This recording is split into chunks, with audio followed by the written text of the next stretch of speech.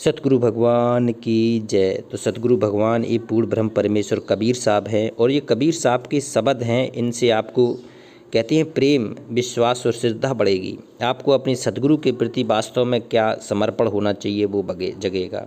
तो ये शब्द बहुत ही अनमोल हैं और इन शब्द के आधार से हमें अपना चलना है, जीवन बढ़ाना है और जो सतगुरु ने कहा है उसकी सीख हमें अपने जीवन में उतारनी है। तो ये आज का शब्द बहुत ही अनमोल है।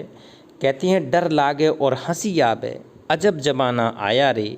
आहा, कबीर साहब बता रहे हैं कि देखो तो कैसे पहले अच्छे सीधे सादे लोग रहा करते, लेकिन आज देखो कैसा उल्टा ज़माना आ गया है कि डर लग रहा है अब तो इस तामझाम चमक भरी ज़िंदगी में कि डर लागे और हंसी आवे, हंसी भी आ रही है। अजब जमाना आया रे, कैसा ज़माना आ गया ये। धन दौलत ले माल खजाना, बेस्या नाच नचाया रे। आहा, धन दौलत के पीछे पड़ा है, धन दौलत इकट्ठा कर रहा है, धन दौलत को पूरा जोड़ जोड़ के सब कुछ कर रहा है और बेस्या का नाच नचाया रे। और जब धन दौलत तेरे पास इकट्ठी हो गई तब तू फिर बेस्याओं को नचाने लगा, घर में बेस्याओं का नाच देखने लगा, बेस्याओं का नाच देखने के लिए दूर दूर तक जाने लगा। तो बताओ कैसा ज़माना आ गया। कहते हैं मुट्ठी अन्न साध कोई मांगे, ओ कहे नाज नहीं आया रे। आहा, ओ कथा होए तह श्रोता सो में, बक्ता मूड पचाया रे। देखो कैसा ज़माना आ गया कि मुट्ठी अन्न साध कोई मांगे, तो कहते हैं कहे नाज नहीं आया रे। अगर कोई वास्तव में कोई साधु संत या कोई मांगने के लिए आ गया, कोई भूखा ही आ गया कि आपसे अगर अन्न मांग रहा है, तो कहते हैं कि उसको अन्न नहीं देंगे और लाखों रुपया, करोड़ों खजाना, धन दौलत बेस्या के नाम पे तो लौटा देंगे। तो कहते हैं मुट्ठी भर कोई अन्न साध कोई मांगे, कहे नाज नहीं आया। कहते हैं कि अभी हमारे पास नाज नहीं है, अभी हमारी खेती से नाज आया नहीं है, जब आ जाएगा तब आना, तब देंगे हम। तो उसको तुरंत मना कर देते हैं। बताओ कैसा ज़माना आ गया। और कथा होए तहाँ श्रोता सो में, अगर कोई आपको संत अच्छी कहानी सुना रहा है, अगर संत आपको कथा सुना रहा है, अगर कोई भगवान की स्तुति सुना रहा है, भगवान की गुणगान सुना रहा है, तो कहती हैं बक्ता कथा होए तहाँ श्रोता सो में। और श्रोता क्या कर रहे हैं, बैठे बैठे सो रहे हैं। और बक्ता मूड पचाया रे। और जो संत है, साधु है, जो बोल रहा है वो अपना मूड ही खराब कर रहा है, उनके दिमाग में तो कुछ जा नहीं रहा है, ना उनके जा रहा है ना वो। कहते हैं जब सो ही गया तो सब कुछ खो गया, तो जब सो गया है तो फिर उसके दिमाग में कुछ जाना ही नहीं है। कहते हैं होए जहाँ कहीं स्वांग तमाशा। आह, कहाँ अगर किसी को स्वांग तमाशे के पास ले जाओ, अगर किसी भी व्यक्ति को ले जाओ, होए जहाँ कहीं स्वांग तमाशा हो, तनक न नींद सताया रे। वहाँ नींद नहीं आ सकती है, वहाँ तनक सी भी नींद नहीं आएगी। अगर कोई स्वांग हो रहा हो, कोई तमाशा हो रहा हो, कोई आर्केस्ट्रा पार्टी आई हो, डांस हो रहा हो, नृत्य डांस हो रहा हो, अर्धनग्न डांस हो रहा हो, वहाँ तो मन को बड़ा सुकून मिलता है, वहाँ नींद नहीं आ सकती है। तो कहते होए जहाँ कहीं स्वांग तमाशा, तनक न नींद सताया रे। ये कबीर साहब के शब्द है।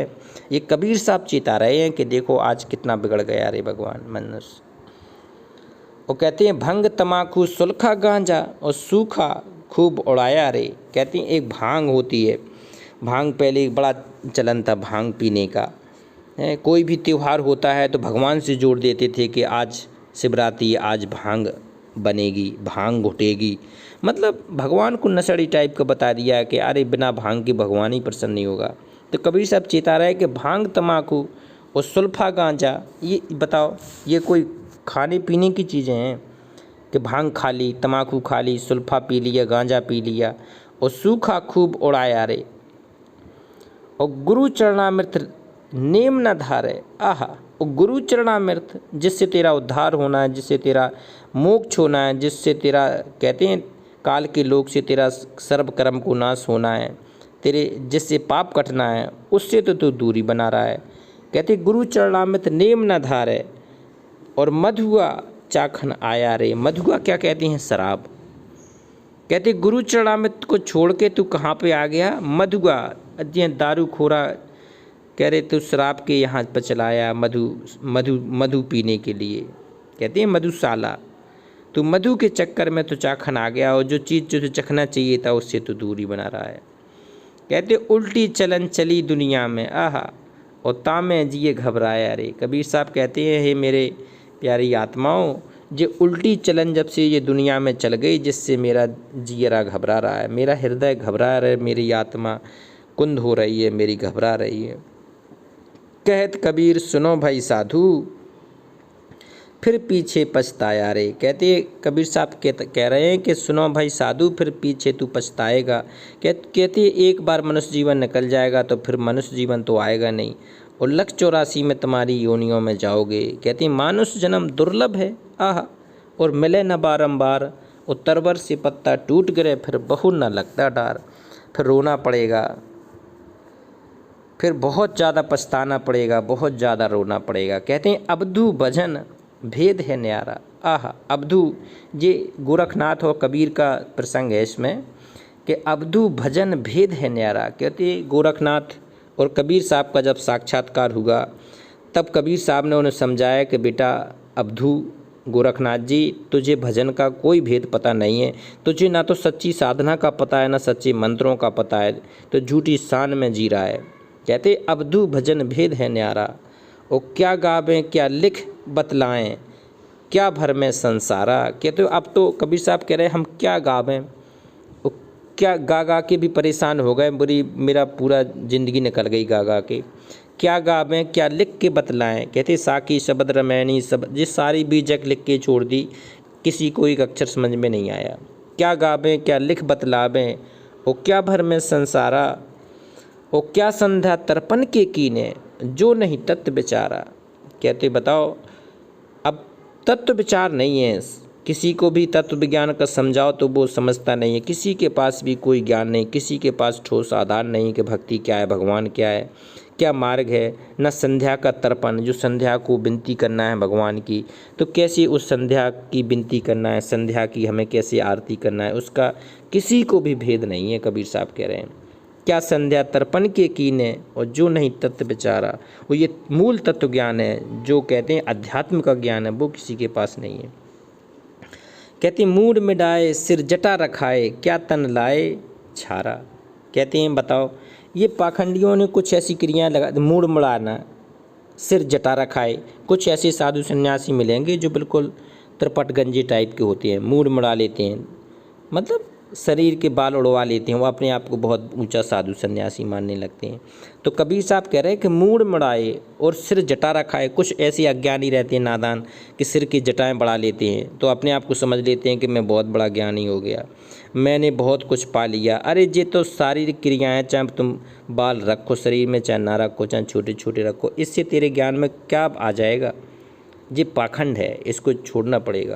कहते मूड मिड़ाए सिर जटा रखाए, और क्या तन लाए कुछ लोग छारा चिपका लेते हैं, जो राख होती है ना शरीर में चिपकाए घूमते रहते हैं। अब उससे क्या होगा, उससे तेरी बीमारी और बढ़ेगी खामो खाम में, तो ये बिल्कुल टेंशन लेगा। और क्या पूजा पाहन की कीने, और क्या फल किए आहारा रे। कह रहे तुम पत्थरों को पूजा करता फिर रहा है। कहते हैं इससे तो चाकी भली के पीस पाए संसार। कहते दुनिया ऐसी बाबरी पाथर पूजन जाए, और घर की चकिया को न पीसे जाको पीसो खाए। तो बताओ ऐसे नादान हम बना दिए नकली साधु सन्यासियों ने कि कहते हैं क्या पूजे पाहन को कीने, क्या फल किए आहारा रे। चाहे तुम फल खाओ चाहे अनाज खाओ, इससे कोई फर्क नहीं पड़ता है। गीता में अध्याय 6 श्लोक 16 में भी कह दिया है कि बेटा भूखे नहीं मरना है, इतना तो खा ले कि ना ज़्यादा खाना ना कम खाना है, मध्यम खाना है और अपनी भक्ति करना है। बिल्कुल वही गीता भी कह रही, वही वेद कह रहा है, वही कबीर साहब का ज्ञान कह रहा है। तो क्या पूजा पाहन को कीना, क्या फल किए आहारा हो, और बिन परचे साहब होई बैठे, आह, और विषय करे व्यापारा रे। कहते हैं बिन परचे साहब होए बैठे। ये कहते नकली साधु सन्यासी हैं, अपने आप को बिना परिचय की, बिना अज्ञान के साहब बन के बैठ गए हैं। और इनका कहते हैं विषय करे व्यापार, अरे ये व्यापार करने के लिए बैठ गए हैं। इनके पास, नादानों के पास कुछ नहीं है। ये अपनी जितनी भक्ति पूंजी अपने पूर्व जन्म की है उसको भी नष्ट करके, पूरा बर्बाद करके यहाँ से चले जाएंगे खाली डिब्बे की तरह। वो कहते ज्ञान ध्यान का मर्म न जाने, ना तो इनके पास ज्ञान है, ना इनके पास सत्संग है, ना ध्यान है, कुछ नहीं है जी, अज्ञानी है। कहते हैं ज्ञान ध्यान का मर्म न जाने, बात करे हंकारा रे। हंकार मारते घूम रहे हैं, हंकार घलवा लो, झूठी प्रशंसा करवा लो इनसे। और अगम अथाह महा अति गहिरा, और बीज ना खेत निवारा रे। बताओ, जो अध्यात्म है, जो कहते हैं भक्ति मार्ग है, वो बहुत गहरा है और उसका तो तूने कभी कुछ किया नहीं। अगम अखात महा अति गहरा, गहरा है ये, बहुत गहरा है ये अध्यात्म। और बीज ना खेत निवारा रे, कहते हैं इसका तो तूने बीज डाला ही नहीं है, जो तुझे डालना चाहिए था वो तो तूने डाला ही नहीं है। बीज ना खेत निवारा रे, और महासु ध्यान और मगन हूँ बैठे, ओ काट करम की छारा रे।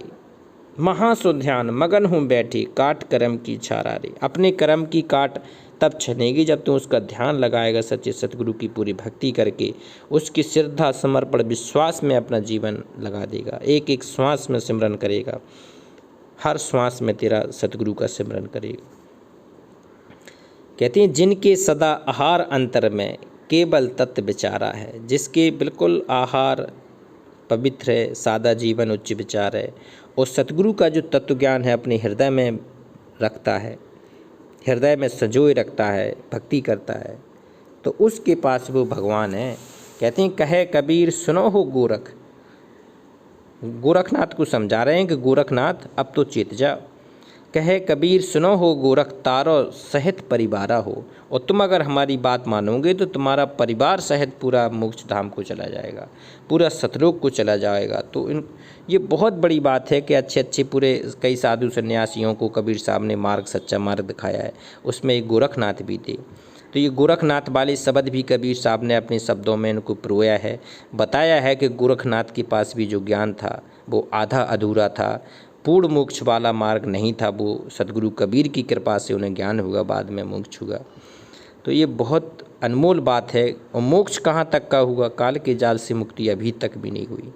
इसी कहते हैं गोरखनाथ शिव के भगत बने, बाद में फिर शिवलोक में इनकी यात्रा हुई, और शिवलोक से फिर पृथ्वी लोक पर आएंगे, फिर यूं ही भटकना पड़ेगा जब तक कबीर परमात्मा ने पूरा सतभक्ति ज्ञान करा के मोक्ष नहीं करा देते।